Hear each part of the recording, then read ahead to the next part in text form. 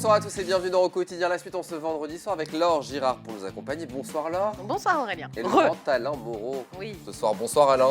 Bonsoir à tout le monde. Journaliste, photographe, auteur de nombreux ouvrages sur la Sarthe. Une chronique que tu vas nous proposer ce soir suite à une question opportune, intelligente, clairvoyante, perspicace, brillante que je t'ai posée lors de ta dernière venue alors que nous évoquions les cruelles invasions des Vikings au Mans au 9e siècle de notre ère. Je t'ai posé cette question pour conclure notre rendez-vous. Quels sont les vestiges laissés par l'invasion des Vikings? Une question à laquelle tu vas tenter de répondre ce soir. Alors déjà, on va faire un petit rappel historique et chronologique de l'invasion des Vikings au Mans qu'on a évoqué il y a 2 semaines.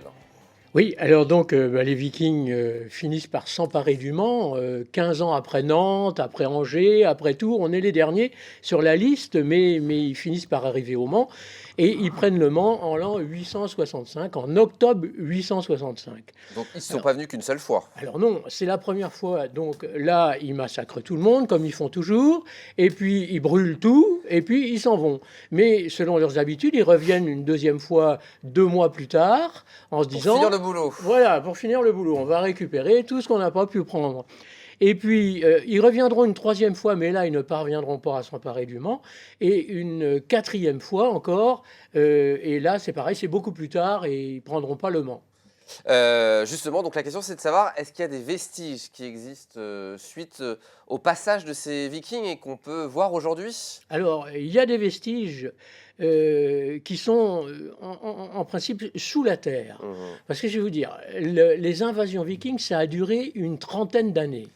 Et on se demande comment nos ancêtres de l'époque, car nos ancêtres y étaient, ils ont pu survivre pendant 30 ans. Parce que c'était de continuelles razzias. Et comme je vous disais, les Vikings envoyaient tout le monde directement au banquet d'Odin. Donc ça veut dire on tuait tout le monde, femmes, enfants, voilà. Et donc, comment ont-ils pu survivre? C'est-à-dire continuer à produire quand même pour se nourrir. On se demande comment c'est possible. Mais finalement... on sait qu'ils ont construit, vous savez, tout le monde a envie de survivre, et ils ont trouvé des trucs pas possibles. Par exemple, ils s'enterraient. Ils vivaient sous terre réellement? Alors, ils creusaient des galeries, l'entrée étant camouflée imaginez, dans des monceaux d'épines ou dans des endroits vraiment difficilement accessibles. On rentrait en cas d'alerte dans ces galeries qui pouvaient faire, attention, 1 kilomètre de long. Quelquefois, ça partait d'un village pour aller jusqu'à un prieuré ou voilà. Et donc, il en reste quelques-unes de ces galeries. Est-ce qu'on a une idée du nombre de souterrains déjà qui ont été créés à cette époque-là? Des dizaines. Des dizaines et des Des dizaines. dizaines et des Légende, dizaines. parce qu'on entend parler de temps en temps des souterrains. Oui, mais on entend parler des souterrains beaucoup plus récents, les souterrains médiévaux. Là, on est en l'an 865. Alors, selon toi, le seul qui reste aujourd'hui et qui existe de cette époque, c'est celui de Volnay. À côté de Volnay, on ne donnera pas plus de précision. Il est dans une propriété privée, d'ailleurs. Et c'est le seul dans lequel on peut rentrer encore aujourd'hui. Alors, il ne faut pas y aller, c'est très dangereux. Tu as eu la chance de, j'allais dire le visiter, mais en tout cas de découvrir ce souterrain? Je l'ai visité et j'ai eu la chance d'en sortir. Et j'étais content d'en sortir quand même, parce que c'est impressionnant. Il s'effondre par partie entière. De temps en temps, il y a une mare qui n'est pas très loin. Alors, quand il y a beaucoup d'eau, la mare se déverse en partie dans le souterrain. Mais ceci dit, on a quand même trouvé des traces et on a su que ce souterrain avait été attaqué par les Vikings. Parce que de temps en temps, il y avait des portes de défense. Ils avaient installé des portes en chêne, vous voyez.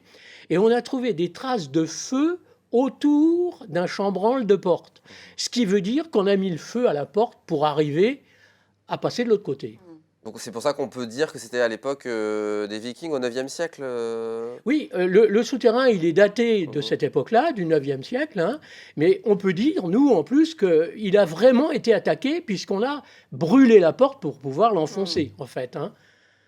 Donc on ne va pas le visiter, c'est interdit. Non, on ne va pas le visiter. Dangereux. Puis dès qu'on rentre, on n'a qu'une envie, c'est de sortir. On se dit, qu'est-ce que je fais là? Mais c'est le seul qu'on peut encore voir, vous voyez. Alors les souterrains, Alain, mais aussi le début des constructions de château fort, le plus ancien château fort de la Sarthe, m'as-tu dit, se cache, on va le voir à travers un plan, dans la forêt de Ciel-Guillaume. C'est pas le château de Ciel-Guillaume qu'on connaît aujourd'hui, c'en est un autre. Le château de Sillé-le-Guillaume, il est du Moyen-Âge. Il va très bien, le château de Sillé-le-Guillaume. Et puis, il va très bien. Alors, on l'embrasse. Ce château, je ne sais pas si on peut parler d'un château. Oui, on l'a là, on le voit en tout petit. Vous voyez, c'est ce qui reste encore aujourd'hui. Mais c'est caché par des monceaux d'épines. Et comme ça se trouve à côté du lac de Sillé-le-Guillaume, évidemment, c'est pas possible de le restaurer. Il faudrait beaucoup d'argent. Et il y a bien d'autres choses à faire. Donc, il est toujours entouré de douves, comme à l'époque. Et on aperçoit quelques pierres. À la limite, on peut aller dessus, mais on est au milieu des épines. Hein. Et c'est la plus ancienne forteresse, plus qu'un château. Alors, ça, c'est quand Charles le Chauve, qui était roi de France à l'époque, est venu au Mans. Tout de suite après le passage des Vikings, il est venu en disant aux Manceaux, mettez votre ville en état de défense, restaurez votre muraille, et puis construisez des forteresses où les gens pourront se réfugier en cas d'urgence un peu partout. Et il y a eu vraisemblablement 5, 6, peut-être 10 forteresses comme celle-là qui ont été construites où les gens se retiraient avec leurs valeurs quand il y avait un danger. Donc juste pour dire, c'est l'héritage de la période viking, mais les Vikings n'ont rien construit en fait. Quand ils venaient, ils détruisaient, ils pillaient, ils rasaient tout, ils prenaient les terres, mais ils construisaient pas en fait. Voilà. Vous en seriez sortis, vous, parce qu'ils emmenaient les plus belles femmes comme esclaves. Comment vous êtes? Je ne sais pas si ça aurait été pour un bien, hein, franchement. Si, quand même, vous savez, la vie. Et ce qui est intéressant à dire, Alain, c'est que le début des constructions en pierre date aussi de cette époque des invasions des Vikings. Ben oui, parce que c'est le début de la féodalité. À partir de ce moment-là, les seigneurs se sont installés d'abord dans des forteresses en bois, et puis à partir de l'an 1000, on construit systématiquement en pierre. On a plein d'exemples dans la Sarthe, évidemment. Alors, il y a autre chose aussi qui reste du temps des Vikings, et c'est toujours la même chose, c'est la muraille romaine. Bien sûr. La muraille romaine, elle a vu les Vikings et les a vus passer par-dessus. Alors, elle était très dégradée à l'époque, parce qu'on avait eu une guerre avec les Bretons, et oui, on faisait la guerre aux Bretons, et les Bretons avaient conquis le Maine, et ils avaient démantelé la muraille. C'était déjà une muraille en pierre à l'époque? Alors, c'était la muraille telle que vous pouvez la voir aujourd'hui. Qui n'a rien à voir d'ailleurs avec ce qu'on voit là, parce que ce qu'on voit là, c'est le Moyen-Âge. Ce sont les châteaux du 12e ou du 13e siècle. Donc voilà pour nos amis vikings, nos ennemis vikings. Et vous avez raison, ils n'ont évidemment rien construit, rien laissé, puisqu'ils détruisaient, ils construisaient rien. Ça ne les intéressait pas du tout. Merci beaucoup Alain. Mais je vous en prie. La prochaine fois, ça sera quoi le menu de cette chronique histoire? On en parlera. Un peu de meurtre là. Oui, ça fait il y a longtemps. Ça fait longtemps. Une petite affaire criminelle. Oui. Enfin, une grande affaire criminelle. Comme tu sais si bien les raconter. J'essaierai. Merci beaucoup Alain.